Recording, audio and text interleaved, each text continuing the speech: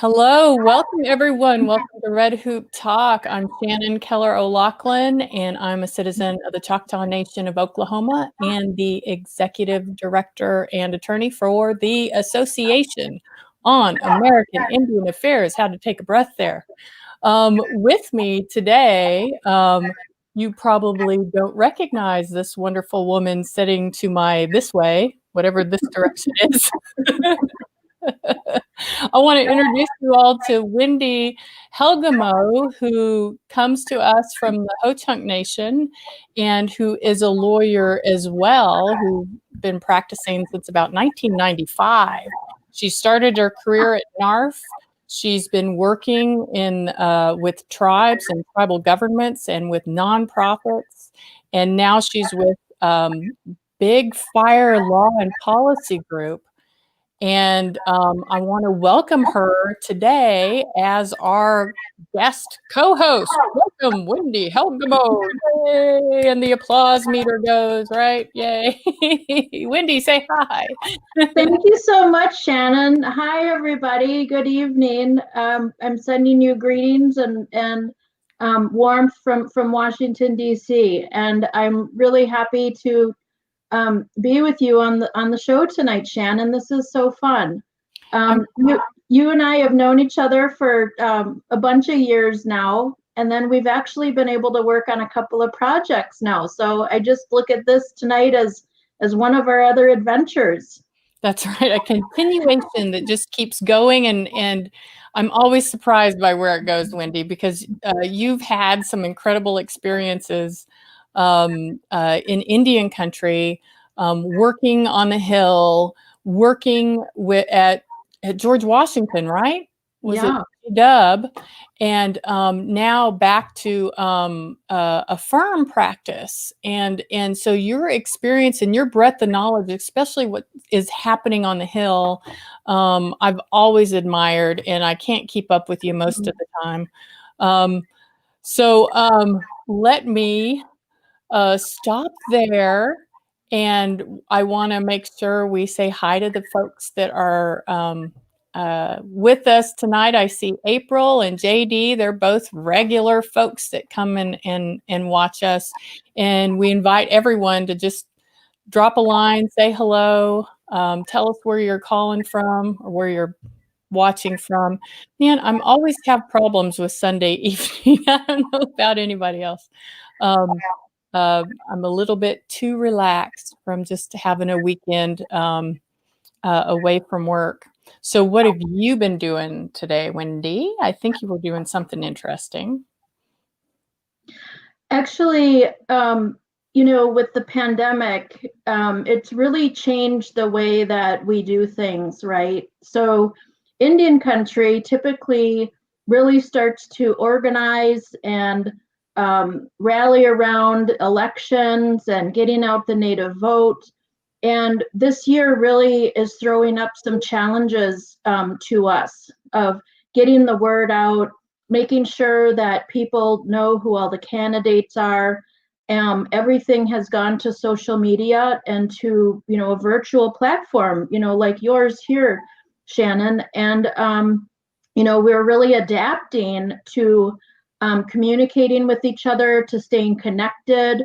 We're not able to go to conferences. We're not able to travel. You and I are based here out of Washington, D.C. We're used to typically going out to Indian country. And Indian country comes to Washington, D.C., to go to the Hill and meet with their congressional delegations and meet with federal officials and so forth. And so I'm usually very involved with various elections. I did Senator Harry Reid in 2010. Dr. Richard Carmona ran for Senate in Arizona in 2012. I worked on the Begich race up in Alaska in 2014. 2016, I was in Pennsylvania every weekend for 2 months, knocking on doors for the female candidate who was running against Patrick Toomey. Her name was Katie McGinty. And then 2018, I did take a little time off, but 2020, I've, sort of jumped back in, and I'm trying to do what I can So I've held an event for Rudy Soto. He's running for the federal U.S. House of Representatives in Idaho.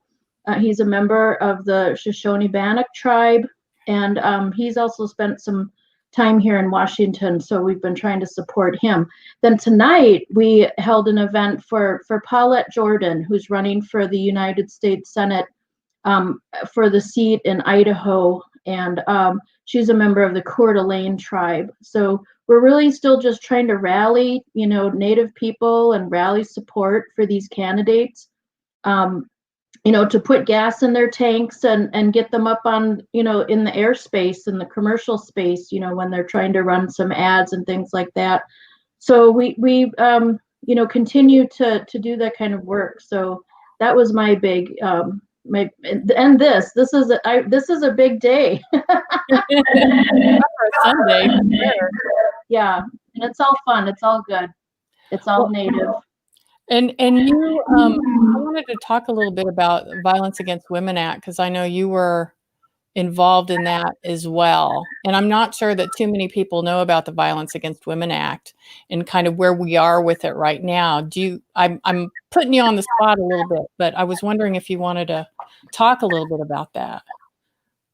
Yeah, I did work on that in the last go round. So that started in about 2011 or 2012. And at that time, Vice President Joe Biden sent to Congress a special transmittal of a package, basically, of language that he wanted to see in the next authorization. And this is a really big deal because they listened to him. He's well respected. It's a very rare type of step that a vice president would take to do that. But he commanded that attention in that respect because he is the original author of the Violence Against Women Act. And in that proposal, which ended up becoming the framework for the legislation, included provisions to make sure that tribes had criminal jurisdiction over all persons who commit crimes of domestic violence on Indian lands. And of course, we got that passed. And so a shout out to Eric Stegman. He was my partner in that for Chairman Daniel Akaka, the first Native American senator. He was Native Hawaiian in the United States Senate, championed that piece of the bill. And, here we are in the next reauthorization because those authorizations only last 5 years. And so it's been expired now. And so that needs to be reauthorized. The programs still operate as long as they're funded and funds are appropriated for them. So that hasn't been an issue. But right now we're in a challenge where the House has passed legislation, and there are a bit of I'm going to say controversial provisions in there for some members of Congress, to be able to support and adopt. And those namely revolve around what's called the boyfriend loop, which is where guns can be purchased and licenses can be issued for people who have been they've been guilty of crimes of domestic violence, but they're not married. And so that licensing prohibition does not come into play. And so even though there are people who have been convicted of those crimes, they can still get their hands on firearms. So certainly it's a very important loophole to close. And so that's been the holdup right now for the legislation in the Senate. And what's weird about, sorry, there's a little feedback. What's weird about, well, not weird, but a lot of people don't understand that the Violence Against Women Act is so important to Indian country because criminal jurisdiction has been taken away from Indian country in some old Supreme Court cases. So tribes couldn't even prosecute Indians or non-Indians who are committing violence against women and others on res. So this piece of legislation is extremely important. And so Joe Biden has gotten a lot of kudos from Indian country for being a part of this. Absolutely. Yeah. So I know that's going on. Some other stuff, I hate to even talk about it because I feel sad. We lost a great jurist this week, just a few days ago, Justice Ruth Bader Ginsburg. Did you ever have an opportunity to meet her? I did not, but I did have the opportunity when I worked for Senator Reid, who was the leader of the Senate, to get sort of special access, I'm going to say, that could be requested for his staff to attend oral arguments. So I was able to attend the arguments for the baby Veronica case. Oh yeah. And then one of the gay rights cases. Right. And so I was able to attend those arguments, and going to the Supreme Court is, it's really indescribable. And I would encourage anybody, if you're able to visit Washington, D.C., and you can wait in that line. It's quite a process, to get in. That you really should try to do that, and pack lightly, because you have to wait in line. You have to put your things away into a locker. They don't let you bring anything, not even a pen or a piece of paper, into the chamber. Yeah. And so that was really special to see the court in action, to see them in person, and sort of like what they're, I'm very observant, and so I'm looking at, does somebody look like they're nodding off sleeping, or is somebody listening intently, and being able to see and observe and take in, all of the argument was really special. I did have a friend who had a friend of a friend type thing who worked in the court, and they were able to get my book to her, and she did sign a book for me. Oh my gosh.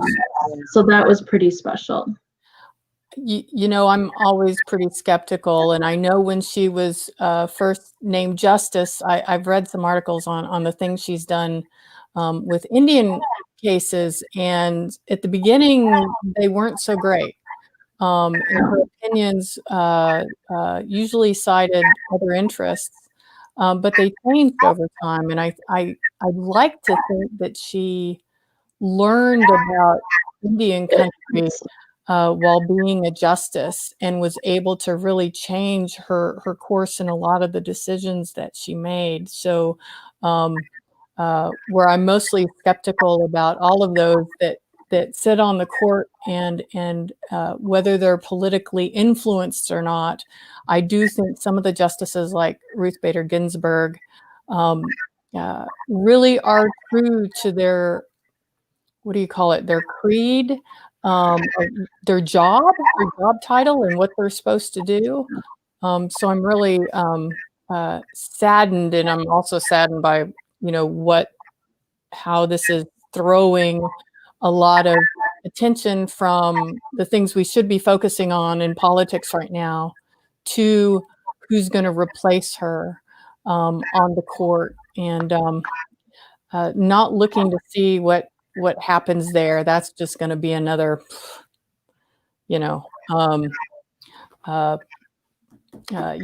shit hitting fan kind of thing. Yeah.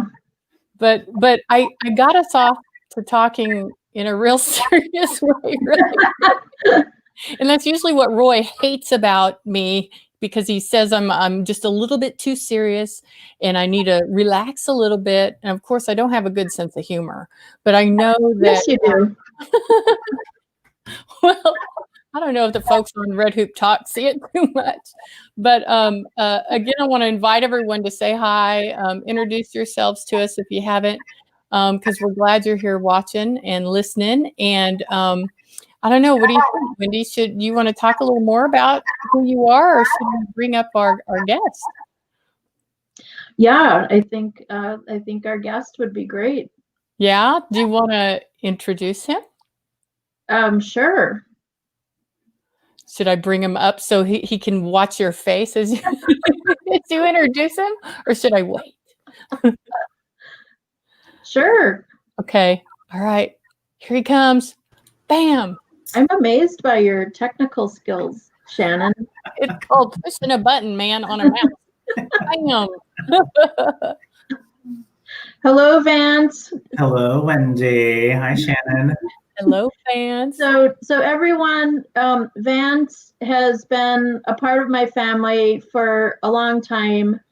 Adopted brother, adopted son. You know, our families were very involved in the Evangelical Lutheran Church of America, which is the main body of the Lutheran Church, you know, here in the United States, based in Chicago.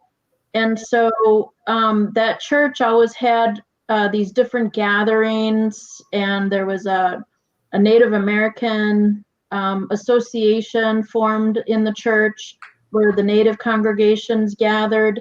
And so we've crossed paths for many years. And then, you know, as we have become adults, you know, we're very close. And you know, wherever Vance is, wherever I am, we've always lived apart, probably. Wisconsin, Chicago, Texas, DC. You know, we've always stayed in touch and just pick up wherever we are. So he is currently the communications director for the Native American Boarding School, National Native American Boarding School Healing Coalition, which is known for short as NABS, based in Minneapolis. And Vance has had a lot of paths that brought him there. He's gone to seminary, so he has his Master's of Divinity from the Chicago Theological School.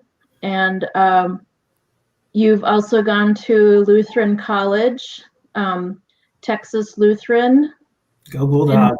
In Seguin, Texas, where I've actually been. And, you know, the Lutheran Church has always had a lot of gatherings there, outside of San Antonio. And you were in Minneapolis for a while.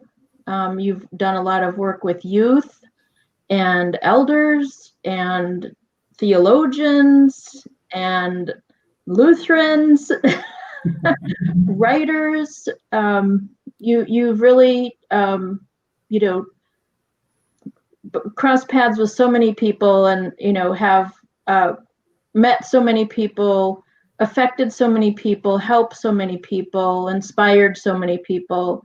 If anybody has a chance to listen to Vance preach, it's transfigurative. Such a good storyteller.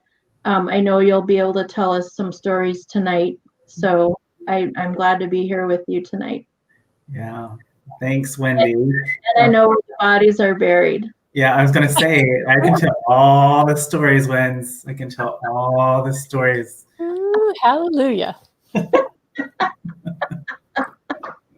Well, thank you for that. I mean, that's you know, Wendy, that introduction is precious, and I love it so much that you've been watching me so closely in my journey. But she's also been, Shannon, I have to say, Wendy's also been really a huge supporter and impactful in my journey. And whenever I needed someone to really, really tell me the truth, like a sister might, she has been first in line to tell me exactly what I don't want to hear, or what I need to hear, or what she wants to say. So I'm continually impressed with Wendy as well, and just thankful to have her as a part of my, as a sister in this journey through this work that I get to do in Indian country and elsewhere. So Vance, why don't you tell us a little bit about where you're from and where you are now? Okay, sure. I thought you were going to say, tell me a little bit about Wendy. I was getting we're going to get to that. That's a much better story that I can tell. We're going to get to that for sure. Well, I presently reside in San Antonio. San Antonio has become home for me. As an adult, I've lived here a couple of times and just really thankful to be back here. This is the land of the Coitecan and Tonkawa peoples. And so I want to just acknowledge that that's the land that I sit on today. And thankful that I get to be a part of the community here, both the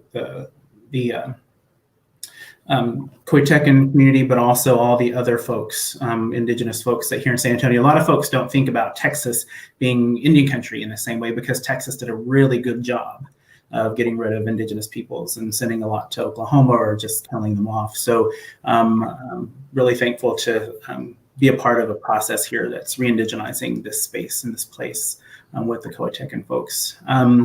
So I did, however, grow up in a tiny town in northeast Oklahoma in the heart of Cherokee Nation. So I'm a citizen of the Cherokee Nation. And the town I grew up in was a little town called Oaks. I think there's maybe 500 people in my little town. And I think I was related to everybody in town, but except for a couple. So that was a really great experience, an annoying experience as a young person, because I couldn't sneeze without somebody knowing exactly what I was doing or telling my parents what I was doing. But it also gave me a lot of opportunity.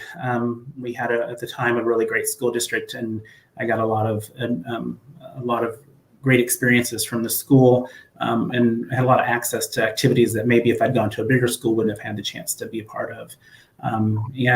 Because our history in that town is based in the Moravian Church and the Lutheran Church, the school itself was really supportive of all the work that I was doing on the national level with the Lutheran Church body, the ELCA, the Evangelical Lutheran Church in America.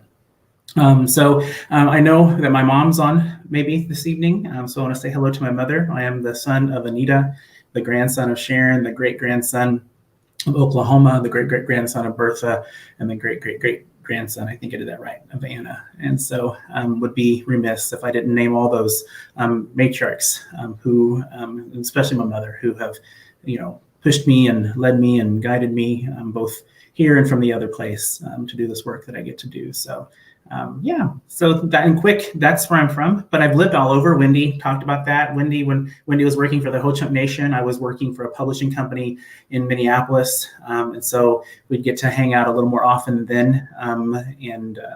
But I've lived in Minneapolis and Chicago and West Texas and Los Angeles and Tulsa a couple times, and back in my small hometown and here in San Antonio and a couple other places. And so, so it's so funny because people are like, well, where's home? And San Antonio certainly always felt the most like home beyond my little small town. But the reality is I've gotten to travel so much and be a part of so many things from such an early age that I really feel like wherever I am is home, because there's usually someone in that community that I call friend or close to or connected with in some way. And so it's just really neat to be able to think of home as being a variety of places here in Indian country and Turtle Island. So yeah, I'm always so impressed with you, Vance, because of your diversity of experiences and job titles, and just to be able to talk to someone who is a theologian in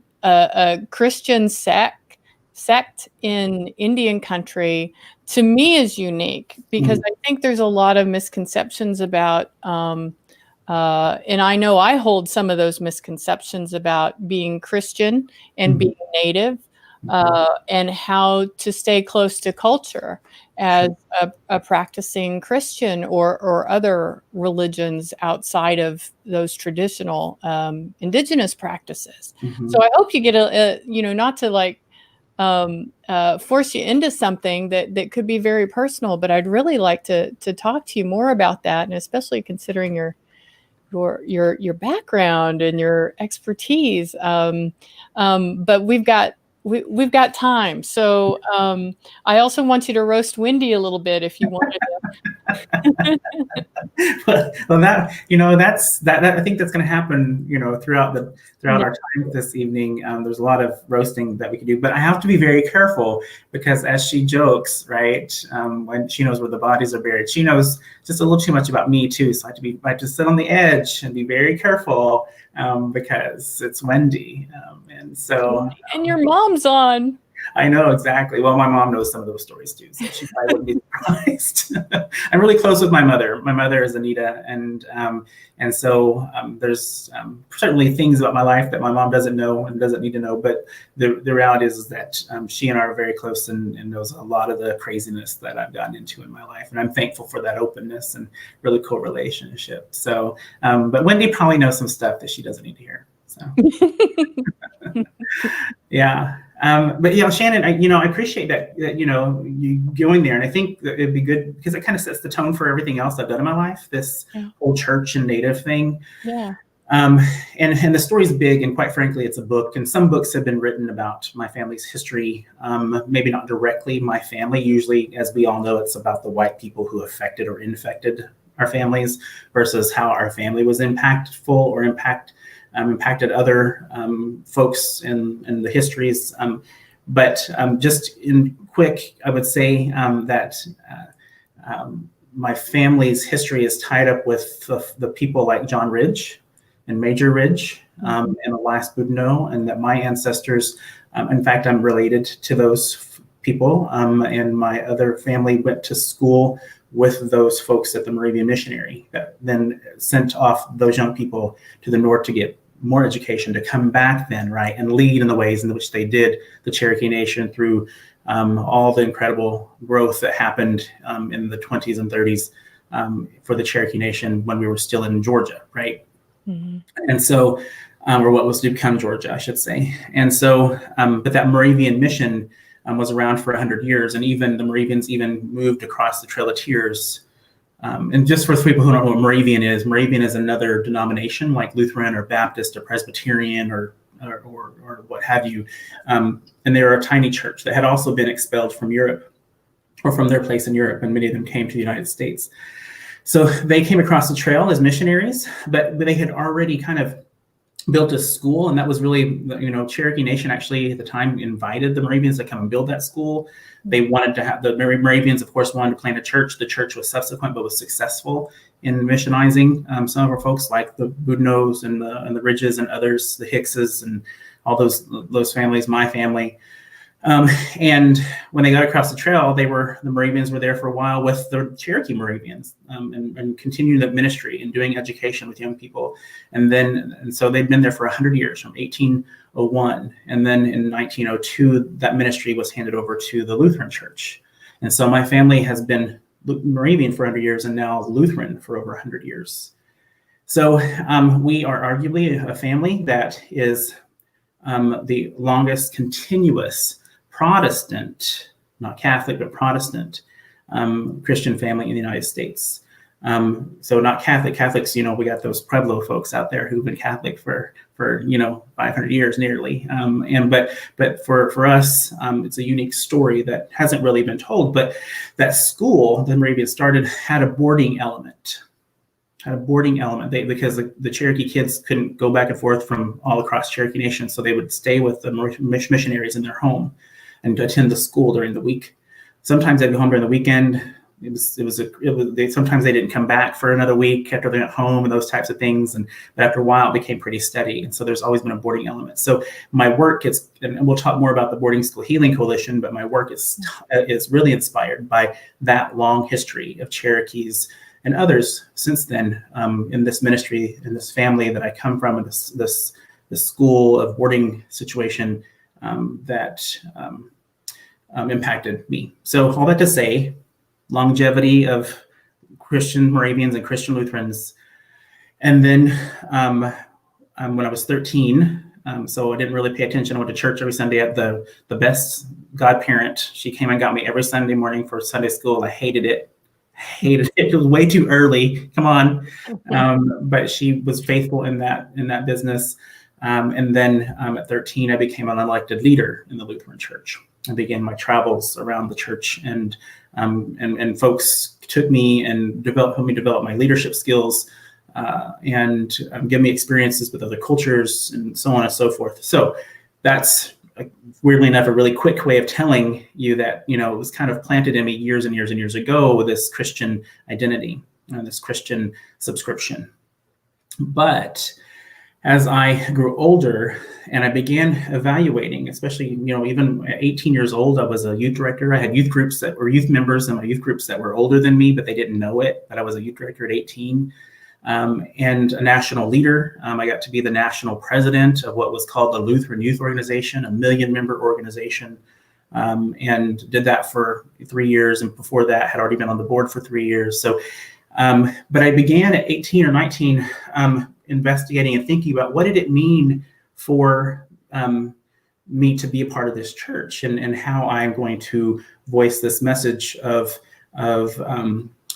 the trauma and the oppression that Indigenous peoples really experience from the Christian church, all denominations, and Catholic included. But even before that, the question you asked, how do you be Native and Christian at the same time, was always the question, not just for myself, but other people asked that question. How do you do that, knowing that the church did so much to Native people?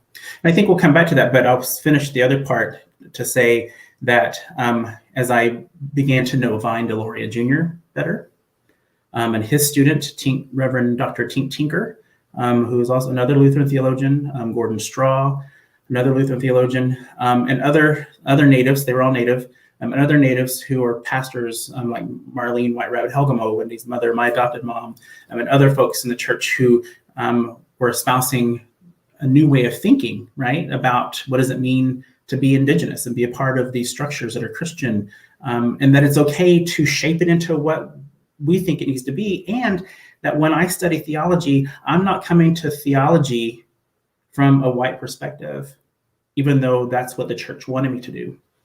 Right. I came to theology and the study of the Bible, a study of Christ, from an Indigenous perspective. I can't do anything about that. I can't separate it. Other folks might be able to, but I've not been able to. So every time I think about how I engage with Scripture, I'm always thinking about it. Well, how might it have been impactful to Native people as it's been preached? But also then how might we look at it from an Indigenous perspective that then lifts up a good message for Indigenous peoples, because the message is going to Indigenous peoples. And I also think that it's important to remember that Jesus was tribal.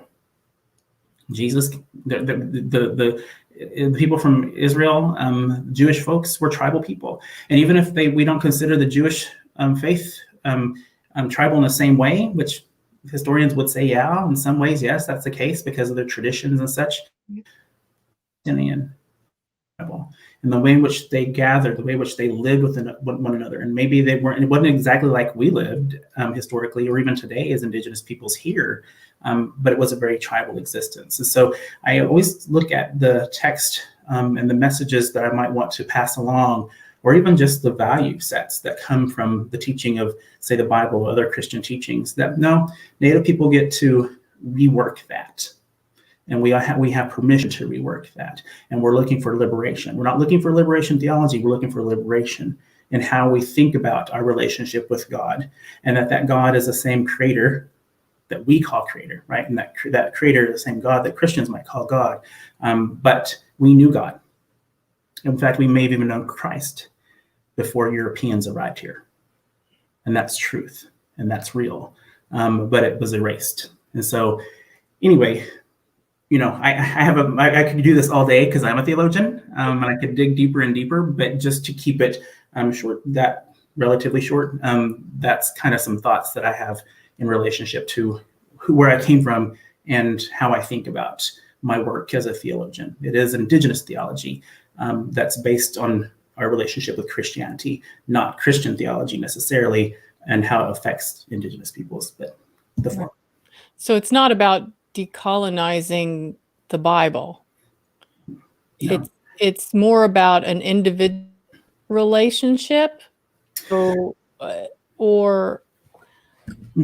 I think I would say that I have a hard time with the word decolonize because I think nice. It's like reconciliation. I think they're words that set us up for failure because of our lack of ability to define them in a way that negates what their original definition was, if that makes any sense. Mm-hmm. So it sets us up for a little bit of failure, but not to decolonize, but rather my theology is more about Lutheran theology is not just about personal savior, it's about community too, right? So we don't say personal Lord and Savior in the Lutheran tradition, but we do say that we receive salvation, and we're justified to have that salvation because of our faith. And the only way we can have that is through the grace that is offered to us through Jesus's death and resurrection, right? Mm-hmm. What I'm saying is that Indigenous peoples, in short, were not sinners before Europeans came and told us that we were sinners. Mm-hmm. And so we already knew that grace, both communally, as a community, as a tribe, as a village, as a clan, in our rituals, our ceremonies, right? We just wanted to keep it holy and sacred and acknowledge those non-human sisters and brothers out there, the rocks, the trees, the wind, the air, the animals, the birds, all those things that gave us life, right? We want to recognize that we knew grace and we knew Christ through that interaction already. And so individually, we've also then experienced that, but more so communally, in a different way than the way in which Christians do. So as a Christian who is also Indigenous, right? I get to walk in both of those worlds, and I get to negotiate what's appropriate and good for me. But as I do my theology, I lean heavily upon how Native people already knew. First of all, weren't sinners, still aren't sinners unless we subscribe to it, right? But even when we subscribe to it, we have this additional grace that we already knew that we've just forgotten about, unless we go back and learn about it more. Right. So it sounds like what your family and other families like yours did was very similar to what other nations and families did with the kind of amalgamation of Christianity and traditional spirituality or native spirituality. And it's almost like taking on another language and adopting it. Or I guess I'm a visual person, so I've seen a lot of great artists, and we had one on a few weeks ago, Dalin Maybe, who basically takes a lot of non-Indian things, but makes sure they're connected to Indian things like Bigfoot, taking back Bigfoot and using them as an art piece, taking back aliens and using them as an art piece. I mean, really kind of acculturating some of these things that we had language for, we talked about, that were part of who we are, and just I don't know, adopted them into the mainstream with the mainstream. But it's really complicated. It's very sensitive and controversial as well, you know? Yeah, well, like your tribe, right? The Choctaw and the Chalagi, which, was named by the Choctaw, but we're really the Aniyawiya. But the Cherokee and others, and others across Turtle Island, as they were moved from their lands, a lot of our ceremonies had to be left behind, right? Because ceremonies belong to the place in many cases, or belong to the non-human sisters and brothers that offered us their lives for our very life, right? Our livelihood. But when we did that, then in our tradition and in our new traditions, we had to create something. And sometimes that those traditions or those ceremonies that were left behind and or forgotten over time, or whatever it might have been, was replaced by Christianity because it was so prolific, right? And there was such an effort by Christianity, the Christian church, the Christian faith, to save us, to make us non-heathen, to make us non-savage. And so it was an easy replacement for a lot of tribes to just take on whatever was being offered us, and it was hardcore. Save the savage, save the Indian, right? By baptizing them. Otherwise, they're lost and they're going to hell, or whatever that might have been. So the other piece of that is so, like, for instance, in Oklahoma, we know stomp dance, right? And we know that a lot of folks who go to stomp also have gone to church or go to church, Christian church. Mm-hmm. And so there's this mixture of understanding who we are, not, there's two different, maybe a similar value system, but certainly two different traditions that come from two different places, but it doesn't negate us, our identity, just because we subscribe to two ways in which to express our gratitude or our commitment or our dependence upon the Creator or God. And I think that's what we think. We think if we do both, we're selling out. That's not the case. If we choose one or the other, then we're forgetting the other. Not the case. It's just this. It has sadly become the circumstance because of the assimilation that was forced upon us over time. Right, and it was our tribes that chose Christianity as a method of resistance, really, and survival. Mm-hmm. Yeah, and absolutely. So, and to be able to take that and not be damaged by it, I guess, is I look at. It's a very complex. Let's Wendy, I want you to join in here. She's sitting there so patient. Which is rare. I'm like, how is this happening? Well, one of the things that I was thinking of, and this might be a little bit of a shift in the conversation, but Vance and I actually went on vacation one time, and we went to Cape Cod, which, as you know, is where the Pilgrims supposedly landed when they came to the shores of this country.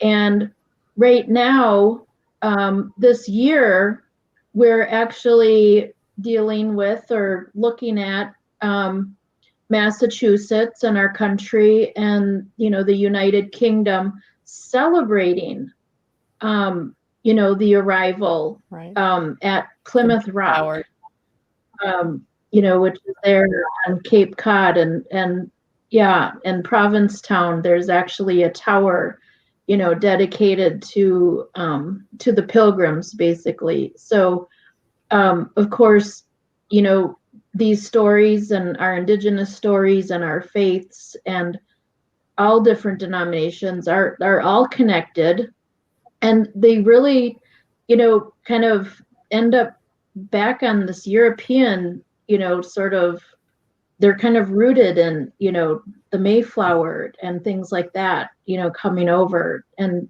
then of course there were the people who came and landed in Virginia, and that whole bunch. So where do we, and I think that in talking to some friends and of the tribes there are the Mashpee Wampanoags and the Aquinnah Wampanoags. There were all of these celebrations that were being planned and commemorations, and the state was involved, and the churches, and namely, I believe it was the United Church of Christ, wanted to participate in these commemorations. I don't know if there were others, but that frustrates everybody. And there's not even a seat at the table as far as telling our side of the story, our meaning the Indigenous side of the story. So Vance, I know that you've run into many situations like that over your whole life, probably, where you are not, you just said that you have seen yourselves, and we see ourselves in these beliefs and things like that, but then you kind of run up against the broader institutionalized structure. So tell us about that. Well, I think, that's it. That's also another 3-hour lecture, right? But maybe we should have just let you come on, Vance, and give us a lecture. And well, I'm doing a work. I'm doing a 3-part workshop series, and we just finished number 2 this past Wednesday. So the first one I did pretty basic Indian 101 stuff, right? And then two, this last Wednesday, was movements in Indian country. So just quickly listing, where action is happening, who's doing what, listed, the association in that talk, right, as someone who's been around for a very long time doing this work, right? Right. And then this in October 14th, we're doing Indigenous Thought and Theology. So I'll have an hour to do that. So, Wow. yeah. And I love doing it because I get to, and I love having these conversations because I get to, talk about what I think about all the time, which, talking with my mom over and over, or my cousin Sarah, who's in San Antonio, or other people, Wendy, that, after a while they get tired of me talking about it. So, so I just like, okay, well, what's going on with the Kardashians? That's this is their last season. Not that I don't know how I know that, but it's their last season. Yeah, they're ending the show. Ending this show, so I guess we'll have, me and Wendy's going to be the spinoff. Shannon, you might have to have a show on that. Yeah, the Kardashians. Same Get one of them on. Get one of them on. Yeah, Kylie. Get Kylie. Although I like Courtney best, but don't tell me how I know that either. Okay. Or don't ask me about it. So yeah, so the institution, I guess I will say this. I will say that there have been a lot of folks who are always surprised by the fact that I know my lineage, right, back 10, 11, 12 generations on the Cherokee side especially, but also know because of my mother's work on the non-native side, right? Because there was one grandpa, right, who was white, and so we know those folks as well. But we work really hard to figure out what that is because we need to continue to tell our stories. And so a lot of folks are always like, well, I don't know much about myself. And that's today, right? When we have all this technology, and some of them might have tried very hard to learn who their people are or where they come from. I see a guest here who says, I wish I could find my tribe, and they're from Texas, right? That all that stuff is very real. Yeah. We can't necessarily always find all the information because of the colonial project that wanted to eliminate us and all of our systems and our existence, excuse me. And so the church, in a similar way, over time, was a major player in doing all that, right? They wanted to assimilate us through boarding schools, through our missions, through the churches they were planting on the reservations and off reservation, and wanting to make us Christian.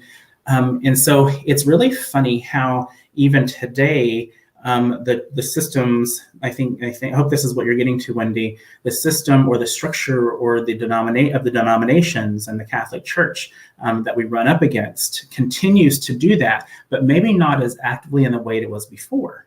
But instead, the church still wants to be prolific in doing their outreach, in their evangelization, in their missionization of all people, even though they've stopped targeting Native people as directly. We still run up against the church supporting a system that is based and steeped in the colonial project, and then most especially supported by the doctrine of discovery, right? Which has, which a lot of folks didn't really talk a lot about until recent years. But this papal bull, that the Pope put out, two of them, before Christopher Columbus got lost and was found here, and then just the year after, right? To solidify this thought that anytime land is not being civilized, well, that person who discovers it can claim it in the name of the king or queen, and can claim it in the name of the church, and they can own that property as long as they're civilizing it, right? And being Christian on it, if you will. Mm-hmm. And so the system continues to inherit that privilege and inherit all those beautiful, if you will, gifts that come from that terrible, terrible document and all the terrible things that happened to get us to where we are today. So in the work that I do in the church is constantly reminding folks, and Wendy does this too, and Marlene and other folks who have been a part of the church, especially the Lutheran Church for a long time, continue to want to remind that system that no, this can't continue to happen the way that it's happening, but the system, like the federal government, continues to be pretty powerful. It has been around a long time. It has a lot of resources and is very white. in its makeup, both employees and pastors and what have you. And so it's a system that would be really hard. It has been really hard to shift to be a little more Native centric and a little more justice centric in relationship to Native people. I always say, I've been working in the church, in the Lutheran church, as an elected person, as an employee, whatever, for now, 30 years. And I always say, yeah, it's been 30 years since my first elected position in this church. And I know I'm totally getting old.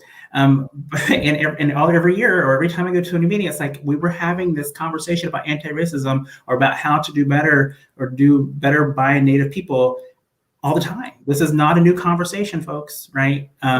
And that becomes a little taxing, a little frustrating. And I continually always say, gosh, I'm just going to break up with the church, or I'm going to divorce the church because I'm tired of this. So even today, for some reason, the Creator continues to push me into that system to try to impact and shift the change in that system. And one of the reasons why I think that is because I'm called, quite frankly, to help white people. And that sounds so backwards to them when I say it, I think. And if you're listening and you're non-Native, I'm not going to apologize because I'm here to help you. I want to help white people heal, right? We're always talking about how Native people got to heal from their trauma, and we do, right? We're traumatized daily, in sometimes greater ways than others. But we're also inheriting through the epigenetics, right? Through DNA and through our emotional systems, this trauma from abuse and neglect and addiction and all suicide and all those things that became part of our lives because of the colonial project. But if we have to heal from our trauma that's been passed down in those ways, then white people especially have to heal from their hate and violence that their ancestors were part of and locked on to Indigenous peoples in particular, but others as well. And so white people have to heal from that epigenetic, right, disposition.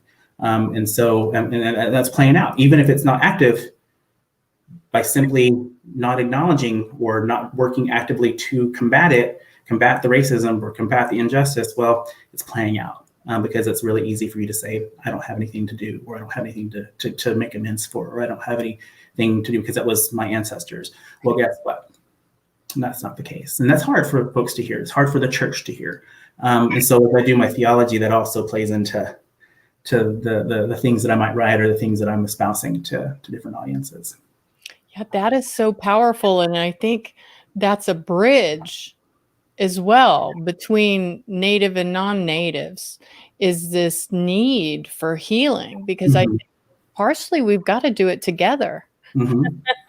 It's got to be done almost collaboratively if it's possible. We're not the only ones who need to heal from our historic and intergenerational trauma.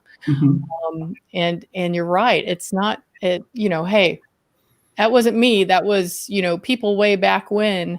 Well, guess what? You've inherited that. You've inherited that in your DNA. You've inherited it in the way that you see the world. And we've got to, man, how do you even, I'm really starting to see the power of what you do, Vance, and you too, Wendy, in the church, because it's just like government or any other type of institution. There's got to be people in those institutions that can help shape things that are what's the word? That are healing for the earth, that are healing for all of us, and that can bring us together. And Lord knows we need it now. Yeah. More than ever. If I might, there's a couple of comments that I want to go to, if that's okay with you, Shannon. Yes. Okay. The first one's from April that I want to speak to. So April asks, do you consider that we, the Anayawiya, which is the Cherokee people, exploited the Christians and Moravian Church for educational purposes? My immediate answer is yes, we certainly did. While there were certainly some maybe indirect or unintentional backlash that affected how we move forward with less of our culture or intact or language intact. In the beginning, in those early days when the Moravians and other missionaries came, they partnered with us and we exploited their access to white power. And whether that be through helping us impact, the Marshall Trilogy, which we did through our Cherokee Phoenix, and the communication through, out the world, quite frankly, about what was happening to Cherokee people and others in the region. At the hands of the Georgians or who were become the Georgians and the federal government. We did. The Moravians, certainly. They had been wandering around trying to get in with us and do some work, but we were like, nah, until we needed them to come build the school. And so we certainly did. And I don't think we should apologize for that. And in retrospect, I think at the time they probably didn't think that they were doing that, but in retrospect, that's what happened. And I think that's okay. The other one that I want to talk about is Lance. Amy, I guess, Ami, put a couple of questions there, and I'm not going to go into detail about them, but I want to acknowledge his concern and all the other historical avenues that this conversation could go down, whether it be about the Spanish Inquisition or the Christian holidays that kind of try to override or supersede or have stolen elements of ancient and or native ceremony or whatever that might have been. Just know that I see them, I hear them, and that would be a whole nother lecture as well. But just know that, yes, those are all problematic things. And they play into a lot of my thought. I just want you to know that I affirm that your concern is there, and I get it. And those are other things that we could talk about. Yeah. So you've not only are you a theologian, but I mean, you're a communications director at NABS. You have worked with Native American Philanthropy. Mm-hmm. And that organization. Hey, look who's there. I see Mama Helgamo there. She's already bossing us around. Look, she's already telling us what to talk about. We've got all the mamas here, so we have to be on our best behavior. And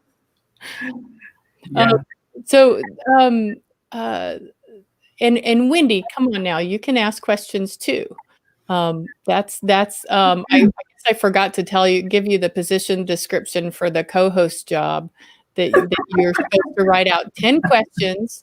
One of them is what fry bread is best, like where?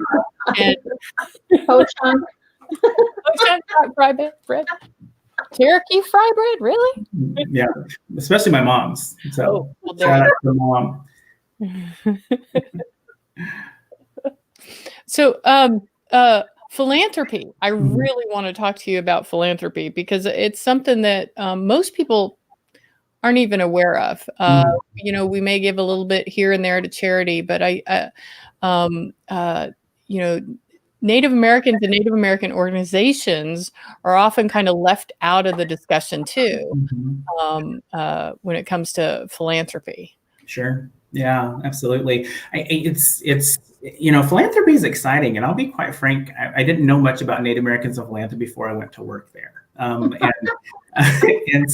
I'm glad that I did because it's a whole new world. I mean, I was a fundraiser for a couple of 3 different organizations previous to my work with Native Americans and philanthropy, but fundraising and then being a part of the philanthropic world are really can be two different things if you don't have access. And as you've said, Native organizations oftentimes don't have that access. And so it's important to state that. The other piece of that is that philanthropy in Native organizations has in Native thought, I should say, in Native philosophy. This is my take on it. And I should maybe write a book about it. Maybe, I don't know. We'll see. I think you have a few books. Yeah, they're all that. Yeah, I have to start I have a few already written down. I keep making a longer list of books I probably should write, but that may or may not ever happen. But Native people, we have to remember that our philanthropy was already in place in a particular way. Right. And so in the way in which we didn't have philanthropy, we were just community, right? We didn't have philanthropy, we were a circle. We didn't have philanthropy, we were a village. And so there was no need to garner more wealth to help someone else if we found more wealth, or if we happened to have a business, or were a better hunter than someone else, right? It naturally happened, but there was never a sense of thought of, oh, these people are in need. Instead, it was, well, I have all this, so I can't use it all, and I found myself with it, so we need to pass this around because I'm responsible for everybody, not just the needy, right? So that's one thing. The other thing is that our philanthropy and our thoughts about philanthropy over time have been shifted, and quite frankly, turned around because as we went through removal, was put on the reservation, and went through relocation and boarding school and whatever it might have been, and our communities were all jumbled up and torn apart, and the way in which we lived together was different than it had been in those villages and communities where we were just living together and responsible for one another. It became need-based. And so individuals or individual families then were reliant mostly on churches, right? On the tribal government, who was getting some money from the federal government, or the federal government itself. And so we were never the haves. Maybe there were individual Native people who became the haves, and the haves might have just been because they had their car paid off, right? But the haves didn't have all that much more than the rest of us. And so so philanthropy became, well, what is it that I can get because our family's in need? Or over time, going back to the church, the work of the church for the first 400 years was, proselytizing and or missionizing Native people. Well, after that 400 years was up, and they realized, one, we've killed enough, and or this is wrong, and or we've got enough Indians in our church and they're getting loud, right? There's too many Indian pastors now. They began shifting, both the Catholic Church and Protestant churches, to say, oh, well, we want to give now to the needy people. We want to give to the poor people. What mission trip can we go on? And so they would go to these poor places, right, which was the hood or the reservation or places in between, to bring us food, to bring us paint to paint our walls with, to help clean our yards, to bring us books because all of our kids were unlearned and didn't have resources in our public schools or reservation schools or whatever that may be. But clothes. I mean, how many sacks of used clothes can come to a reservation? I would love to have a penny for every piece of used clothing that came to an Indian community from a non-Native person. That would be, we would probably have all of Indian country taken care of, right? So stop giving us used clothes, give us things that are helpful, right? So, but at one point in time, those things might have been helpful. But the funny thing is that those churches and the federal government, who now wanted to help the poor people because they'd already missionized as many as they could, right? Or the numbers were getting low in the Native population, so they were not as accessible. Well, we totally didn't have anything to give ourselves, right? So we were constantly reliant upon these churches that were coming to give to the poor people. And so so that shifted how we think about philanthropy. And so then as the 60s and 70s happened, in my opinion, just in my work in history, theological history in particular with Native peoples, and then all of the knowledge that is, that some of us learned or work to learn our own in any country about the history of the American Indian movement and other organizations that helped Native nonprofits grow. Well, even those nonprofits were dependent upon small grants. The American Indian movement partnered with, forced the Lutheran church bodies. Again, the Lutherans are pretty active in the 60s and 70s and 80s in good ways. They responded to the demands of the American Indian movement and created an organization that helped support the American Indian movement in their work, but also became a granting agency. It was called the National Indian Lutheran Board, made up of Natives and Lutherans to help facilitate these grants and also support the American Indian movement. And so these small nonprofits got these small grants from this organization and other places, right? Some of those organizations are still thriving now because of those small grants that they were getting for a few years, but they needed that. So we were always begging for the little crumbs, right? And now, even those organizations who might still be around or new organizations that are large, the reality is that philanthropy is a different animal. We can still do fundraising, but in my opinion, fundraising is different than philanthropy. And a lot of people's opinion, I should say. And philanthropy, these foundations and endowments that are giving dollars to Native nonprofits are doing it extra specially, right? They are doing it, how do I say, they're doing it as a extraordinarily. In other words, most of the time, their requirements for their grants are not requirements that any Native nonprofit would fit into. Right. So they have to adjust what the requirements are and they see it as lessening the requirement, right? And that's just a handful that I've run into over the last 3 years or 4 years that I've seen through this work that are willing to be even extraordinary in that way. Everybody else maintains, they would create a special fund, and it's a small fund, right? But it's still pretty specialized in what they're willing to give. Or they just simply say, sorry, you don't qualify. And one of the main reasons that people don't qualify from Native organizations, I should say Native organizations don't qualify, is because we're considered statistically insignificant. We don't have enough numbers to really make the endowment or the foundation look good. Right. Not as impactful, and the results of the work that's being done may not happen the same way that other nonprofits might be able to make happen, because they either have more resources, the more numbers of individuals that they impact, or they're in an urban area, whereas most Native organizations or Native people who need help through these organizations are in rural places. Right. So there's just a lot of complexity and a lot of frustrating challenges that I think most nonprofits, not nonprofits, foundations and endowments are missing out on. But slowly but surely it's happening, but it needs to happen quicker, right? The statistics that we use at NAP, or Native Americans in Philanthropy, was that we're, 2% of the population, and we don't even receive that much out of 2% of the billions and millions of dollars that go out to Native nonprofits. It's like 0.5%. Right. There was a study on that, and so it was a couple years ago.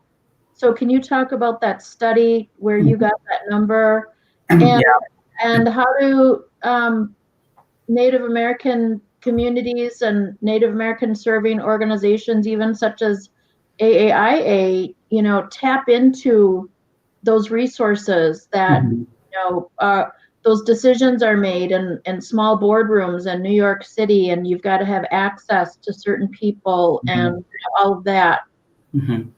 Yeah, I appreciate that. So the study that I think you're alluding to is a study, and sadly I can't remember the exact name of it, but it was done by the First Nations Development Institute. It was one of the organizations that did some of that research, but the other organization was now named Candid. It's no longer named that, and their original name is slipping me. They just rebranded this last year, and I did some work with them on a resource that I want to share with everybody here in a bit. In fact, you might go look for that now, Shannon, if you wouldn't mind. It's Native. Let me look here. It's nativephilanthropy.candid.org. nativephilanthropy.candid.org, and it's a great resource. But those two organizations really did do all the work to, First Nations did all the work to do some of that initial research, and then unrelated, but they work together, I believe, in different ways. Candid then continues to do that work to record all the monies that come from foundations and endowments to Native nonprofits, right? And at different levels, because there's a Native nonprofits that explicitly work with Natives, and then there's nonprofits that list Native as a potential audience that they might serve. Right. So even that 0.5% is skewed a little bit, because some of that might go to organizations that might serve a Native person in their community. So is this that who you were speaking of? I'm sorry? Is this the Absolutely. So this is the website, and folks can take a moment to, now or later, to go and look at what all they have here. But the main things are two. One is the funding map, and that will show where Native people are being funded. And there's also a list that you can so you can explore the map, or you can go to a list, and it shows exactly who the Native, or who the nonprofit is, or who the not the nonprofit, excuse me, I keep saying that, the foundation or the endowment, who has given to Native communities, and to what Native community and or organization they've given to. Right. So explore that, look at that, and again, you can do it by map or by list. And it's not real time, but it's pretty close, within months. And before the development of this website, which was the brainchild of partners at Candid, as well as Sarah Eaglehart, who was a former executive director, CEO of Native Americans in Philanthropy. But I got to be the project lead for Native Americans in Philanthropy on this website. The other really cool piece on this website is under Native 101 is a timeline that was written from a Native perspective for over the last 1,000 years. And so also another great resource in that piece. So it's just a good resource to go look at. So that would be a place, Wendy, where people could go look to see who's already giving, how much they're giving, and to where. But the work has to still be done, right? So when you're doing fundraising work and you want an individual to give, you have to go and cultivate those people, right? You have to go and build relationships, or you have to do something to get their attention, whether it be a mailing or whatever that might be. Go hang out at a conference or convention at a booth, right? Which I've done many times. And so same way with these endowments and foundations, it's helpful to begin building relationships with appropriate peoples inside of that organization, or get a reference from another organization that might have at some point gotten some funding from them. So you have to do your research, and you have to do that work. And there are tons and tons, and I don't think I'm giving away a trade secret or anything, but there are, in philanthropy, there are tons of organizations that are philanthropic or philanthropy serving organizations that host events, conferences, conventions, where all the people who are responsible for those grants are at, right? And so finding out what those events are, finding out, if you qualify to be there, because a lot of them are closed, but many of them are not. And so, find out where those are and go be present. It's expensive to go because philanthropy has money, so they can charge people, to be there in ways in which maybe even more expensive than Native organizations charge, right? But we already charge a lot, but know that it's an investment. Yeah. And go and build those relationships, and don't be shy and in the corner. Be out there having those conversations. And so that's the quick and dirty maybe of just what I would share. I mean, I could go on and on about this, but I think it's a quick and dirty for our audience tonight. Yeah, it's definitely another area where we've got to indigenize, and we've got to make sure that those foundations and endowments understand what Indian country needs. Mm-hmm. That if we could do it in a strategic way, I think we could solve a lot of the issues that burden us. Mm-hmm. But because the money is in these weird little pockets, in these weird little boxes, the associations, probably past 10, if not 20 years, mm-hmm. Its program efforts have been these little boxes, very grassroots work with particular tribes, but they were dependent on a certain pot of money. Mm-hmm. It was very restrictive. So to actually build a more holistic strategy that could develop the vision of the organization is just not, it's not available in philanthropy. Yeah. So building those relationships with people with a lot of money to help organizations like ours or like yours is extremely important. Mm-hmm. And I'm not sure how many people in our audience are from various nonprofits or have even thought about it. But I think most of us don't think about philanthropy or even giving funding to organizations because there's so much going on Mm-hmm. in our lives, especially right now. Yeah, well, but I will say also, right, in regard to that, to what you're saying, yeah, there's always so much more going on, right, and both in our lives, but also that's the excuse a lot of foundations and endowments say as well. There's so many things that we could be doing, and we've got to do this, right?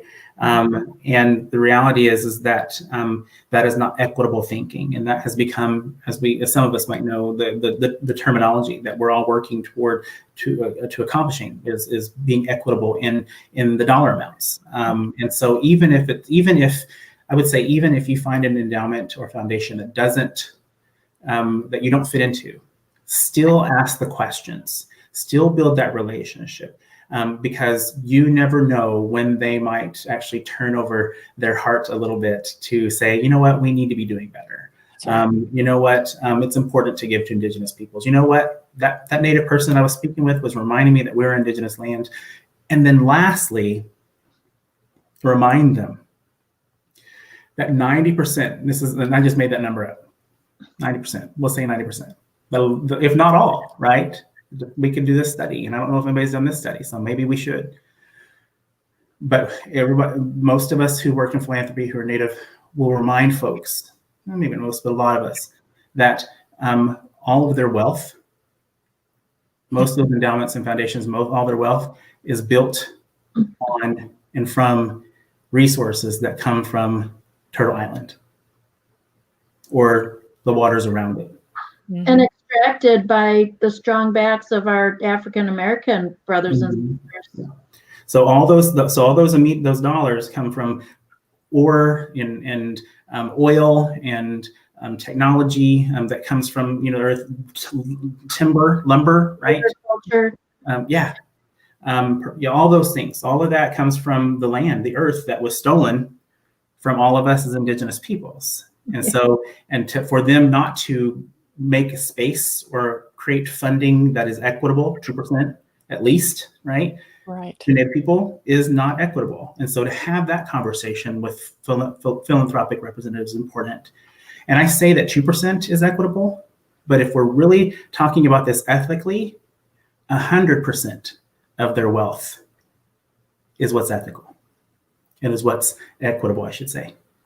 And so, and a lot of folks don't think about it that way. So we're just 2% of the population. Well, we used to be 100% of the population, right?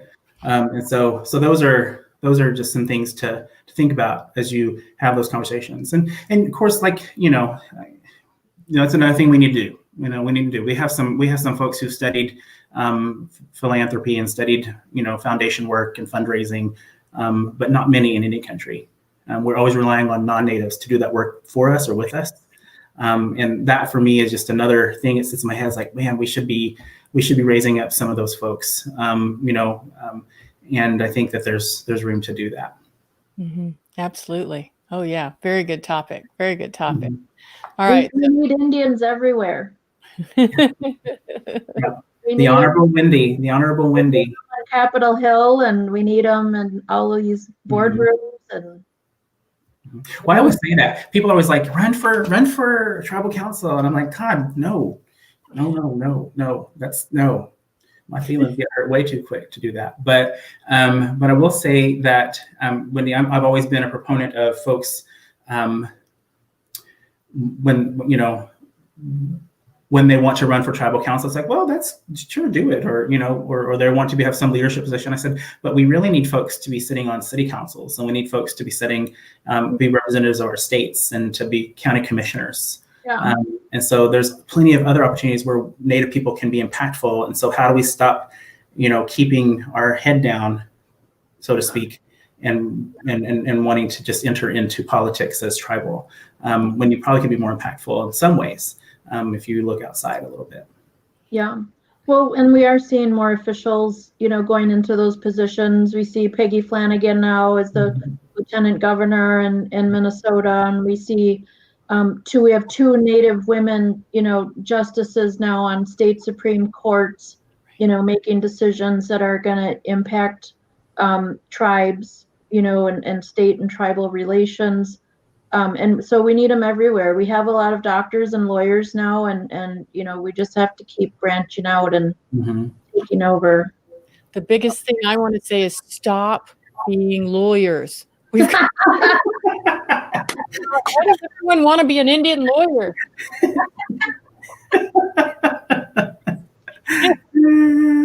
Oh, funny. I don't know. There's something extremely that's the romantic idea about being a strong Native warrior now. I think in our own stories and traditions, we talk, the lawyer seems to be the one with all the power. But I don't know about you, Wendy, and you went to law school before I did. Way before you did, probably.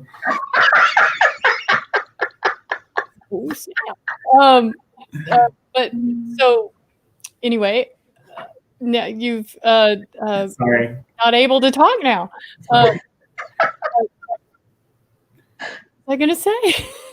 I'm so sorry, Shannon. Well, I like to tell people that I decided to go to law school before Indian gaming really took off, because I think that may have motivated people in one way or another. Or it's the other flip side where their tribe may have had resources, to send people to college and on to graduate school and so forth. So that's kind of the double-edged sword of Indian gaming. Yeah, law school really does something to your brain. I mean, I've really told people it's about how to turn yourself into an asshole. I can see that. I could see that in some instances. Right. The whole analysis, the whole persuasive ideology that lawyers use is to nitpick everything apart. And so when you teach a young person or even a middle-aged person, I was a little bit older of a student, how to do that, it affects your entire life.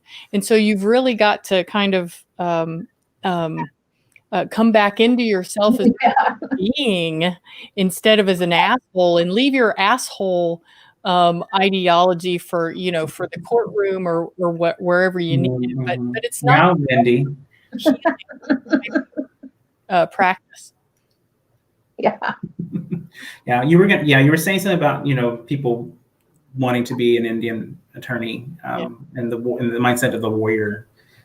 And I appreciate that.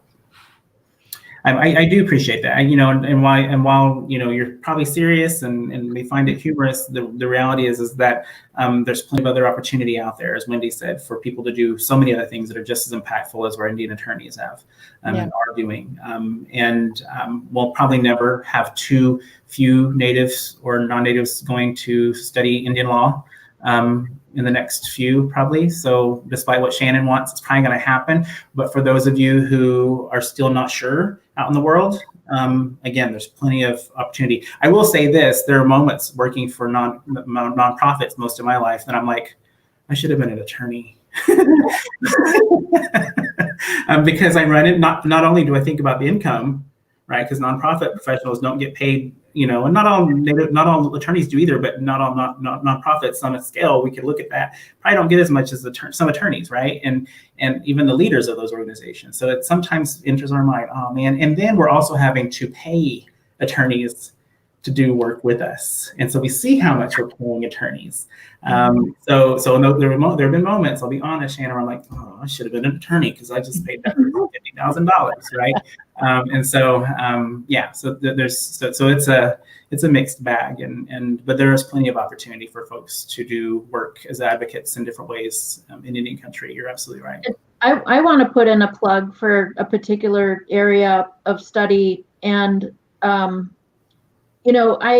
a constant I just like to constantly be learning, new things, and I may or may not remember it or be able to recall it or whatever, but to learn about new things, new people, just new information, is very stimulating to me. And so earlier Shannon mentioned my work at the George Washington University, and I was the director of the AT&T Center for Indigenous Politics and Policy, and began to build a lot of bridges within the university and outside of the university, and hopes to do different projects with people. And Shannon, we talked about a lot of things because we both started, in our positions at the same time. Vance, you and I have talked about, different projects and, studying museums and, strengthening museums and things like that. And one area is the Milken School of Public Health at GW. We were a resource for the university and outside of the university on Indigenous issues. And so they had a program that has now moved to the Johns Hopkins University, but it had, it was a, I'm going to forget the name of the Woods, what's the Robert Woods Foundation? Robert Wood Johnson?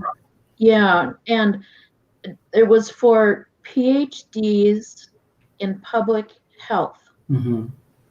And so I was like, oh, wow, like there's this whole other group of people. Like I've never met somebody who's, done their PhD in public health. And then they had a core group of Indigenous students.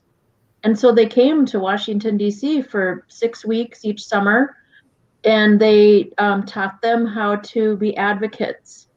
And so I was requested to help, their group with a couple of, pieces of that time that they spent in Washington. And I was amazed because they're talking about climate change. They're talking about clean water. They're talking about poverty. They're talking about, sexual violence. I mean, public health is everything. It touches everything. Mm-hmm.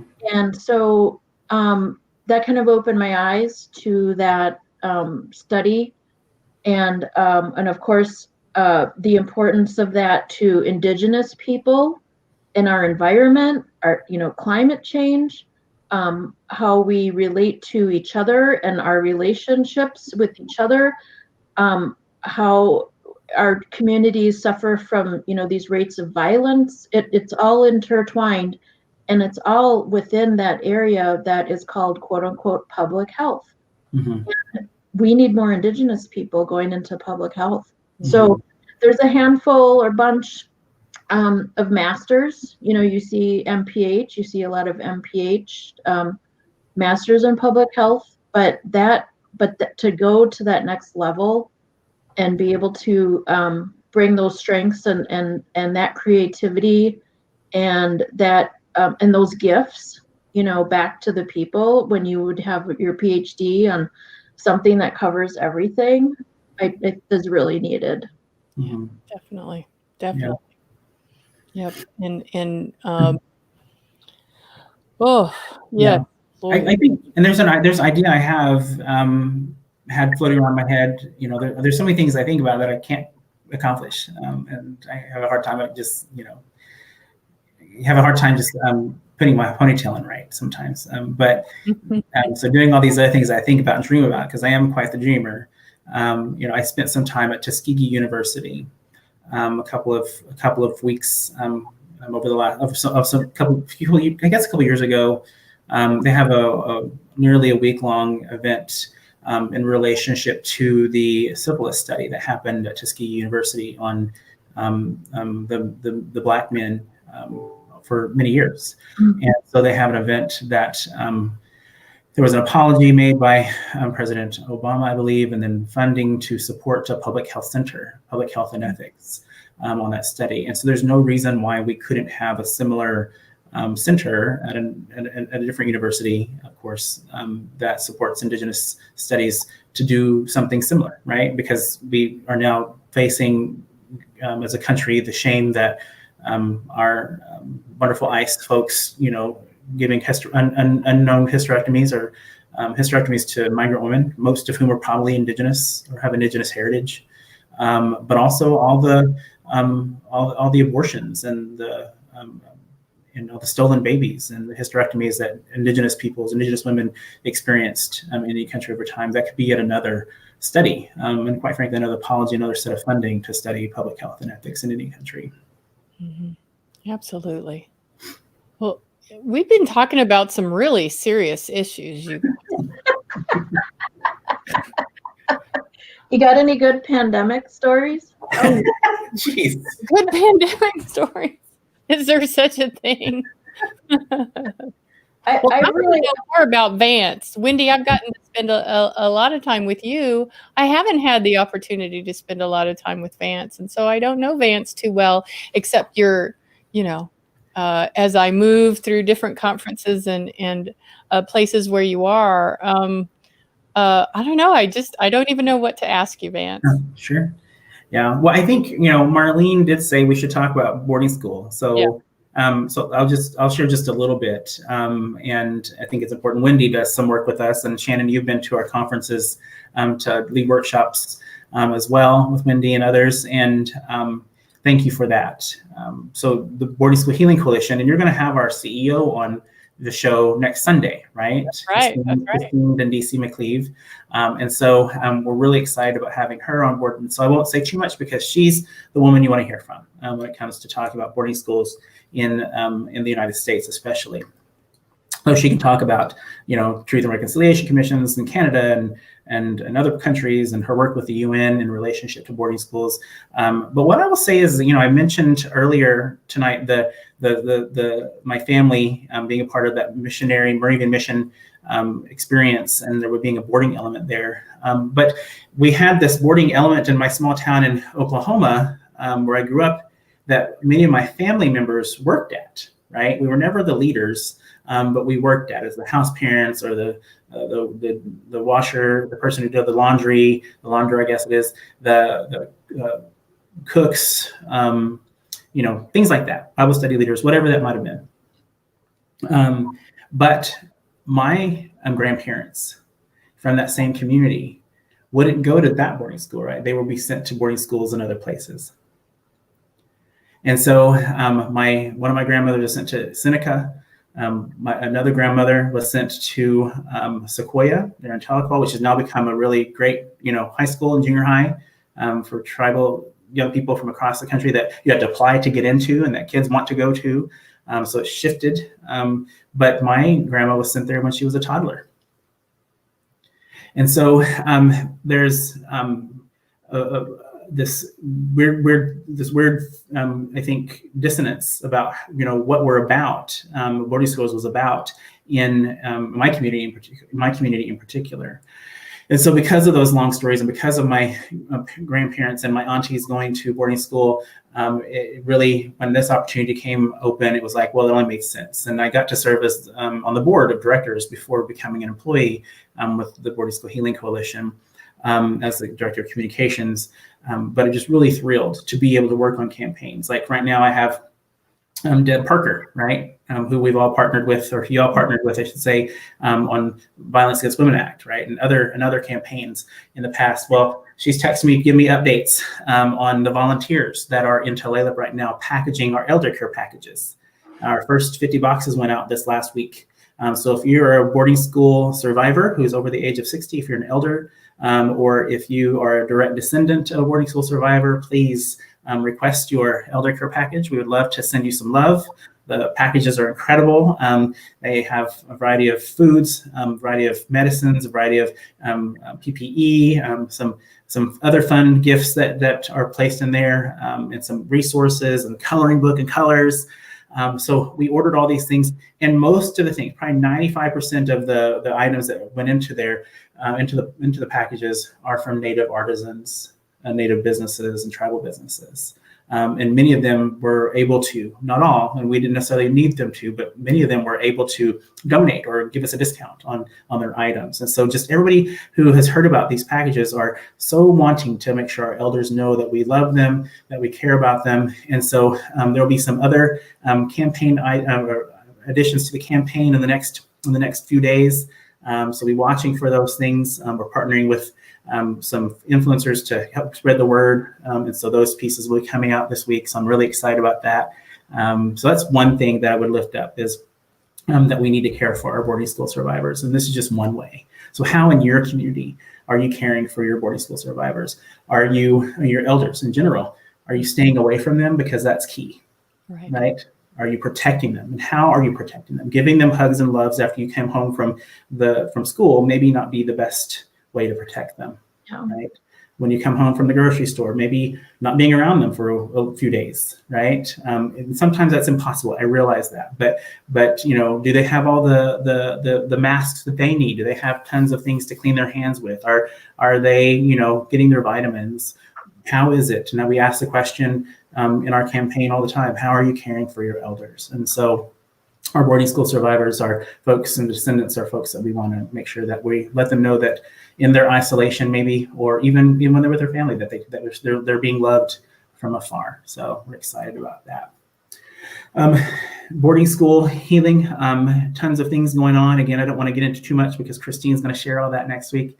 But really, really great to be a part of an organization that gets to do some moving and developing some things. One of the things we're developing, we're in our second year. Last year was our second national conference, and we're only 7 years old, and now have our national conference. And I like to think that it was successful. We had lots of elders and survivors there, and lots of allies and people who want to learn, and then professionals from Indian country who are supporting the work to support Indigenous peoples, right, who are elders and boarding school survivors. It was just really fantastic.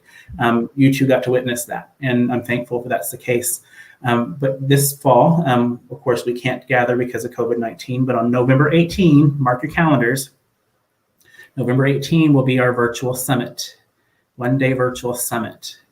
And so we're excited about bringing folks together online to have a couple of keynotes and some panels and some other artists to join us and lifting up the voices and stories of our boarding school survivors and descendants. So we're excited about that. And then we've tentatively pushed our national conference to the springtime. I think she's wanting to make sure that we keep our conference in the springtime, even if it doesn't happen this spring. It'll be the next spring. I'd like to think that everything could clear it by then. That would be my prayer.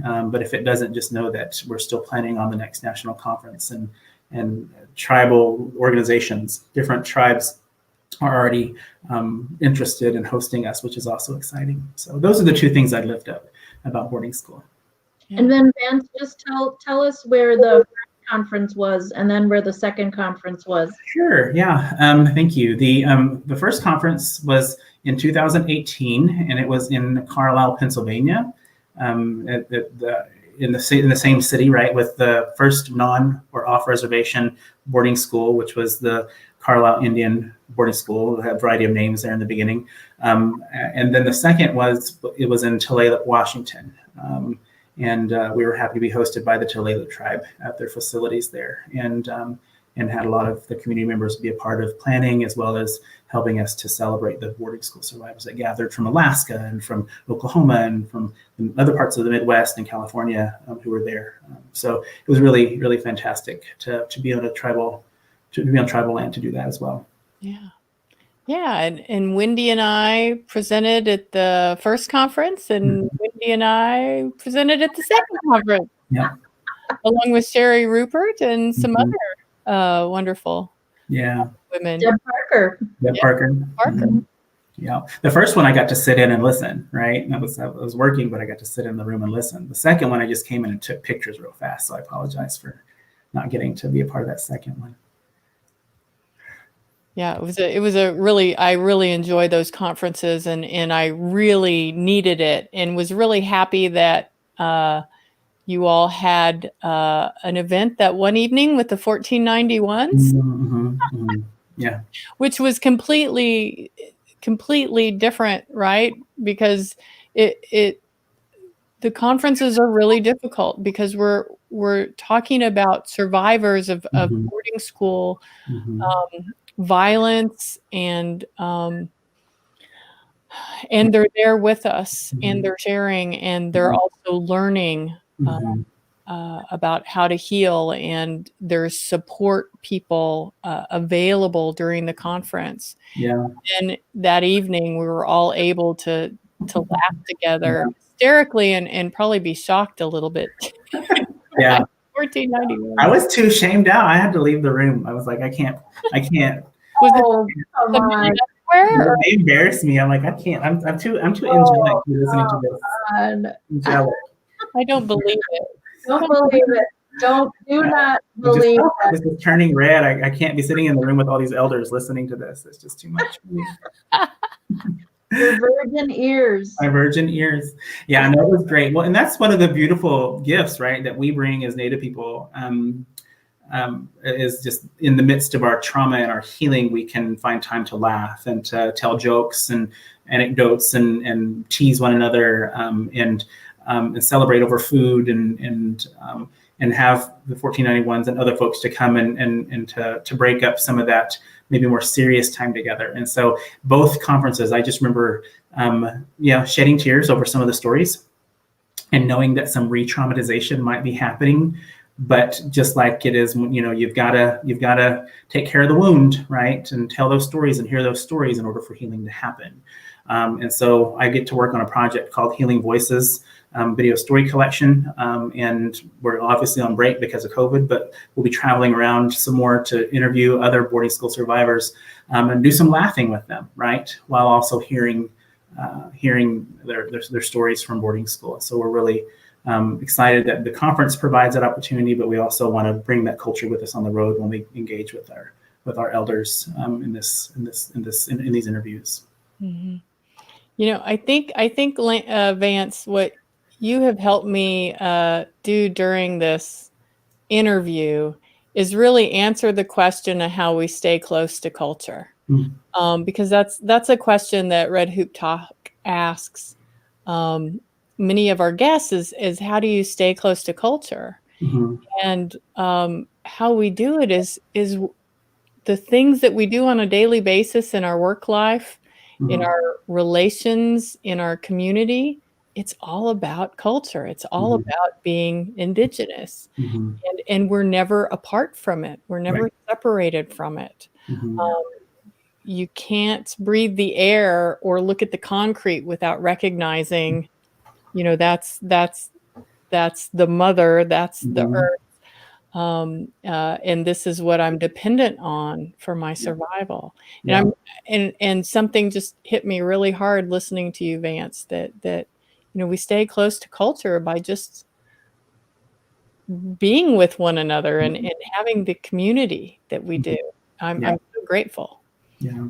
Well, it's, and I thank you for that reflection and that being a mirror to me. And I guess, I guess one thing that I want to share is that I do have another nonprofit that I am on the board of directors for, that I'm the founder of.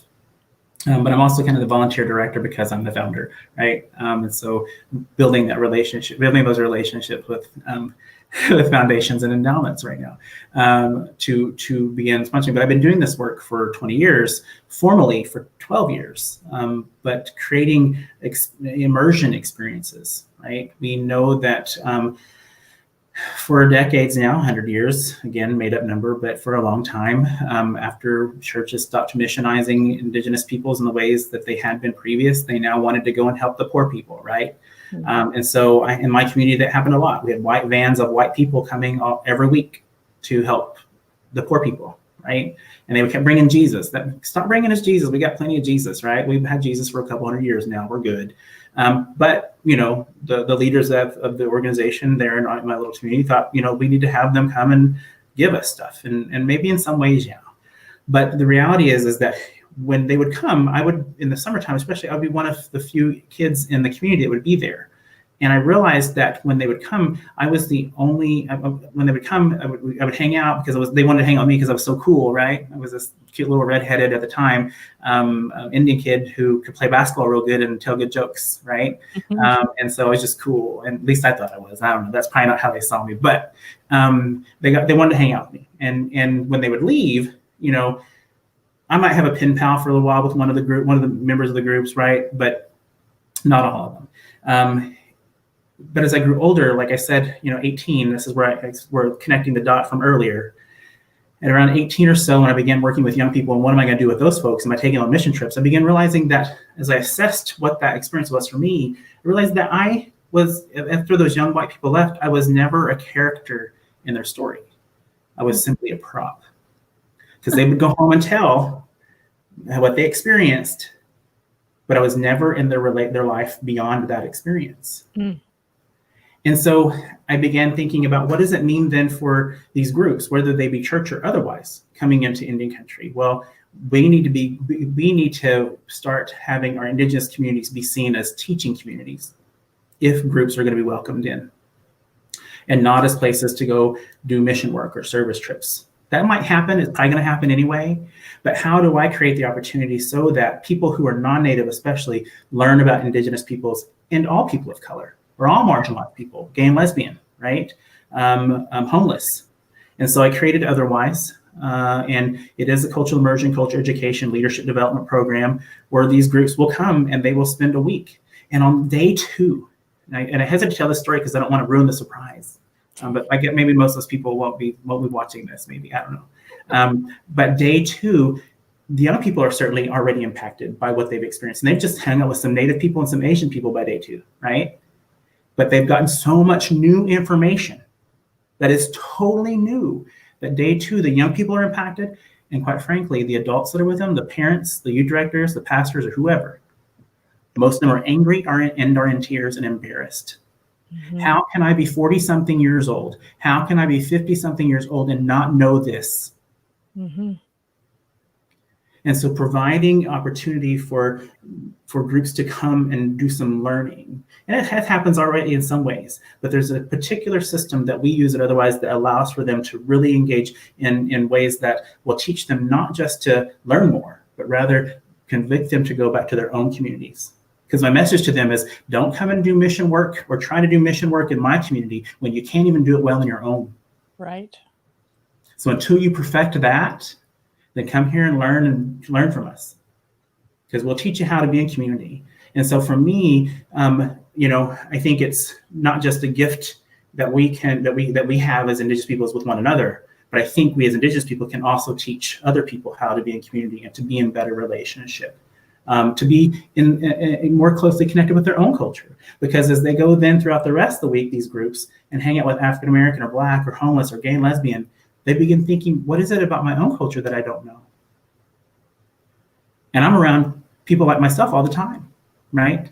And that's a whole nother aspect to the program, but teaching them how to process that. But the reality is that being in those relationships, building those relationships, and doing and viewing Indigenous communities as valuable to learn from, and centering Indigenous wisdom in how they move forward without appropriating, I think is a big gift, and I think they would also say the same. And so that's the work. So while I'm doing all this work in any country, and I'm blessed to do that, again, I feel like I'm here to help non-natives, especially white people, heal. And in Otherwise, I get to do that a lot. I get to be the convictor. I get to be the person who challenges. And I have a great partner, Kenna, and other folks who supported the organization Otherwise in its growth. And we hope to be able to be there, especially in these times of social unrest, from social inequities, right, that we're experiencing, especially now, that folks will come and learn with us. That's incredible. That's absolutely what is needed. I know the association is kind of a public-facing organization too, because anyone can be a member. It's not it's not an organization that has tribal membership, but a non-Indian or an Indian can be a member for $35 a year. Mm-hmm. I mean, it's part of a growing community or family if you support these programs and this work that you can participate in, right? Yeah. And we do need more of that, because so much of our education lacks any kind of contact with truth about Indian country. This has been a extremely great interview for me personally, and I hope for everyone else in our chat room. And if our chat room has any questions or anything that you all want to ask Vance or Wendy, because remember, Wendy's a better lawyer than I am, so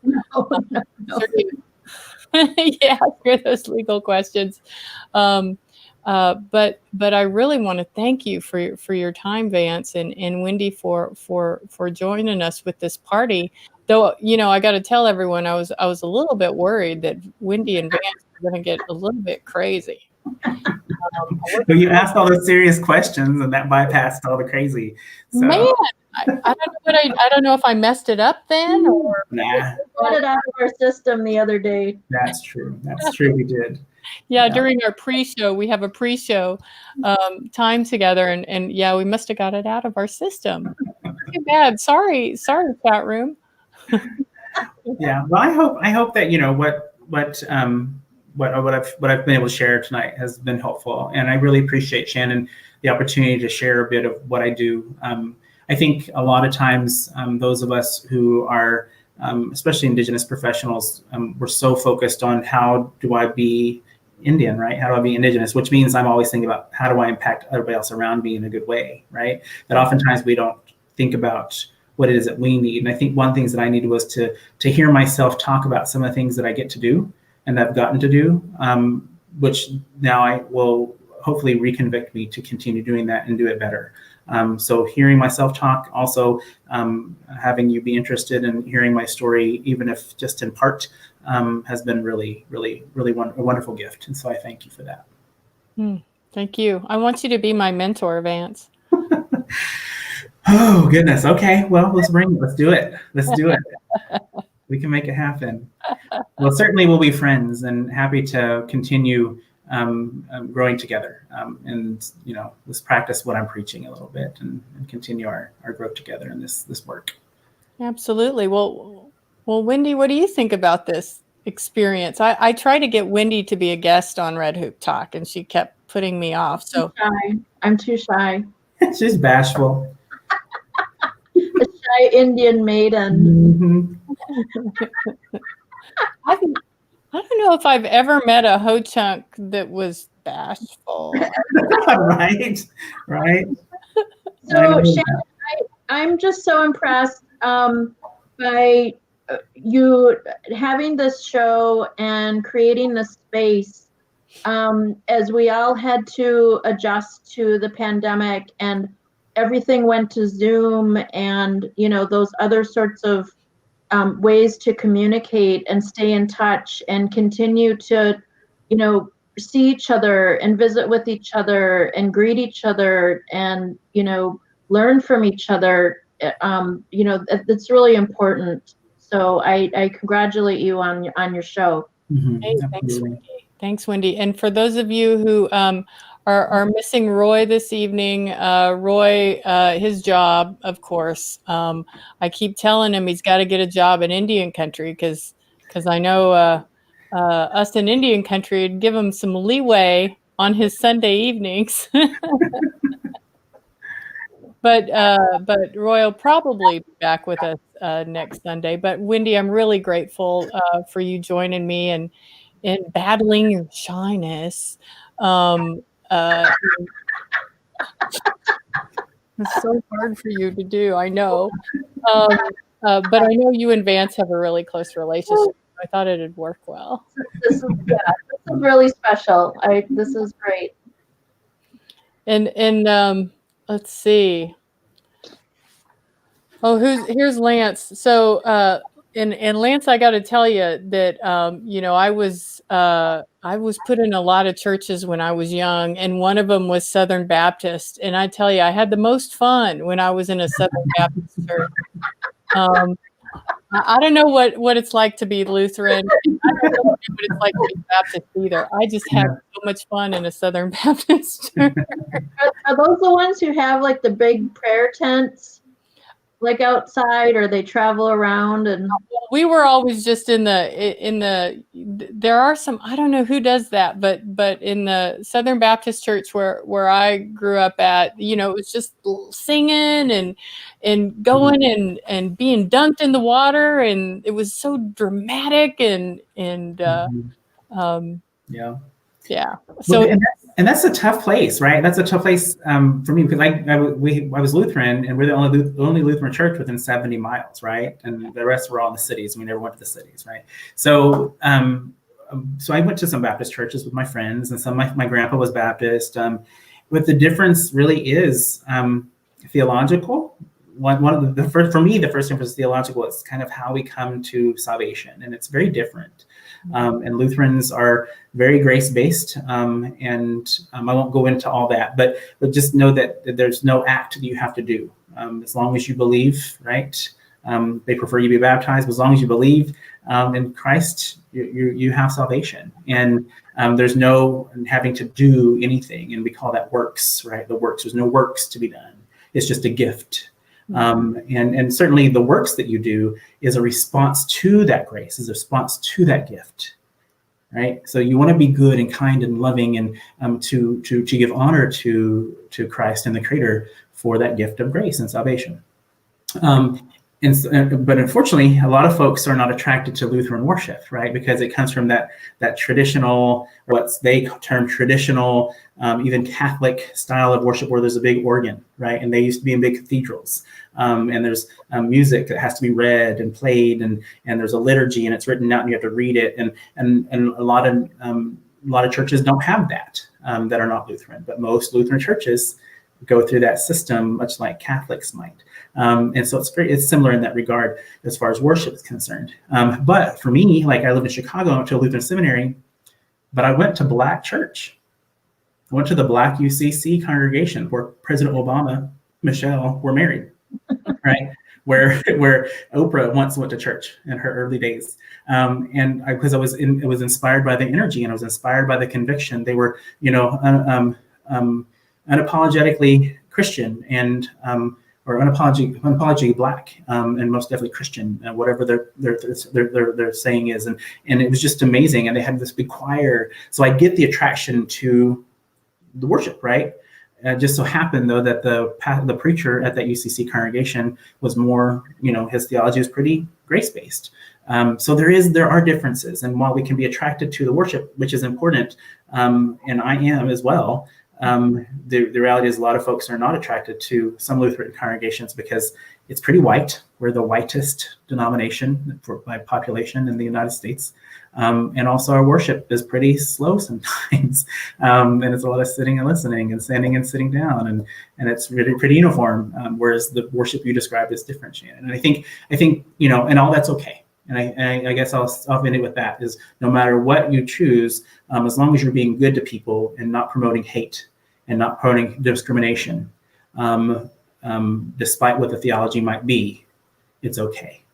But you have to consider what's being preached to you and what you're beginning to believe. And if it has anything to do with excluding people, which is the complete opposite of everything I've talked about tonight, right? Mm-hmm. Everything's been about relationship, right? Building relationship. If any of the preaching or any of the theology begins to teach you to be against somebody, or to be separate from somebody, that's not the church I want to be a part of. Though I won't deny anybody else to be there. I just wish and hope that they can see beyond that. Or that won't help people who don't believe like you do. Right. And that's the thing, right? I mean, there's so many Christian peoples who are like, oh, I don't believe that. That's not the right way to believe, right? Our church is better. And then we get into this whole thing with any people. Oh, well, traditionalists and traditional people who are native are better than Christian people, and Christian people, thinking the same thing. We can't do that. Mm-hmm. We all have permission to be exactly who the Creator is calling us to be, and it's okay. Again, the only thing we have to worry about is building community, building relationship, and not being separate from one another. And when we start comparing what's better in our faith lives, that begins to separate us. Right. And so have your preferences in worship style and have your preferences in theology, but the key is being in community, even with people who don't go to your church. Ooh, so powerful. Thank you. Amen, sister. Hallelujah. Amen. Yeah. Sorry, I'm uncomfortable because that's, it's not my way, but I'm so appreciative of people like you, Vance and Wendy, and your families who believe like you do. I'm so very appreciative because I know that it hasn't always been that way, or there are other people out there that don't practice what they preach. That's the way to say it. So I'm so grateful for both of y'all being on. So what do you think? Do we I could go on with you guys for forever. So, and like I said, I wanted to get personal with Vance. So but we can be personal. I mean, I will, I can say that, I'm working on a PhD. I'm on a break from a PhD. I've been on break for a couple of years now. in theology, Indigenous theology. I am single. I'm Sans partner or Sans significant other. I am two-spirit, which also also impacts how I see the world and impacts how I do theology, quite frankly. I think from that gift of being two-spirit, I've got to do. I ended up being at NABS, where I get to work in healing in a particular way, but have found myself getting to practice healing in a variety of ways throughout my career and as a person in general, and my relationships. I have had my fair share of trauma in relationship to being two-spirit. Funny enough, the trauma was lofted on me by Indigenous peoples versus white people whom I've worked with in the past. So that was very traumatizing and continues to still impact how I move in the world more carefully, especially with Indian people who don't value two-spirit the same way that others might. I appreciate the opportunities to do a lot of teaching. I think while I'm called to a variety of things, and I have gifts like healing and other things that I get to be a part of or get to be a part of me in this journey, I'm really called to be a teacher, yet not in a formal way. I get to do it in unique ways. Maybe once I finish the PhD, I'll maybe teach a class or two, but I don't know if that's really what I'm called to do. But yeah, those are some things that are kind of personal that we didn't get to. But my life is all wrapped up in work. And Wendy would say otherwise. She thinks I don't do anything. She's always saying, "Don't you work? Don't you do anything?" And I'm like in the middle of like a major campaign and about to pull my hair out. So. Yeah, real sister. Yeah, pretty much. So.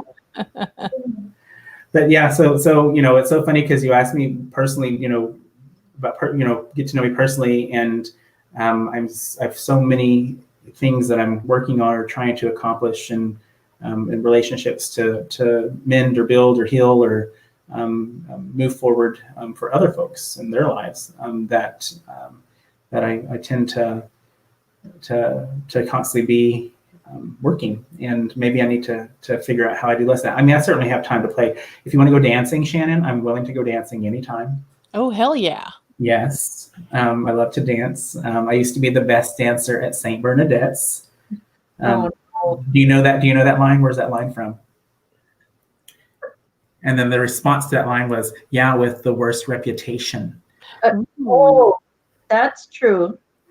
Where's it from? Where's it from? It's from Greece. It's from Greece. Oh my God, I should know that. Yeah. So I love to dance. While I can dance, Latin dance, I want to go and take lessons. That's something that I was hoping to do in this year, but obviously I could probably do it by myself. It won't be as fun. YouTube videos. Yeah, exactly. That's what I'll do. I could totally do that. My cousin Sarah, who has been watching tonight. I don't know if she's still on or not, but she's Choctaw, Shannon, and we should connect you two at some point. She's done some Wendy,